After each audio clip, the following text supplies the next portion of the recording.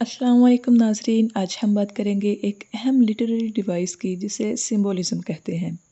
Symbolism literature का वो हुनर है जिसमें कोई लफ़्ज़, शय या किरदार अपने मतलब से आगे बढ़कर एक गहरा या छुपा हुआ मतलब ज़ाहिर करता है। In simple words, symbolism is the use of symbols to represent ideas or qualities beyond their literal meaning. यानी कोई चीज़ महज़ वो नहीं जो दिख रही है, बल्कि इसके पीछे कोई और बड़ा तसव्वुर या ख़्याल छुपा होता है।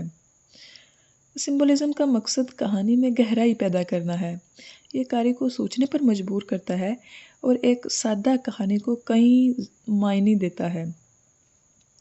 इंग्लिश लिटरेचर में शेक्सपियर के ड्रामे हैमलेट में खोपड़ी जो है वो डेथ की अलामत है। रॉबर्ट फ्रॉस्ट की नज़म द रोड नॉट टेकन में रास्ते ज़िंदगी के फ़ैसलों की अलामत हैं। उर्दू लिटरेचर में देखें तो फैज़ अहमद फैज़ की शायरी में ज़ंजीर ज़ुल्म जबर की अलामत हैं। मीर तकी मीर के यहाँ मोहब्बत और वीरानी भी अलामती मफ़हूम रखती हैं।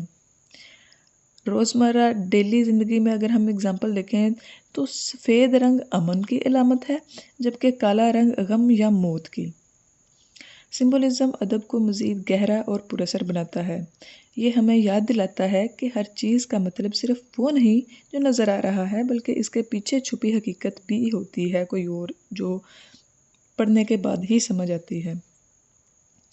तो दोस्तों, आई होप कि आपको सिंबोलिज़्म की ये शॉर्ट सी एक्सप्लेनेशन पसंद आई होगी।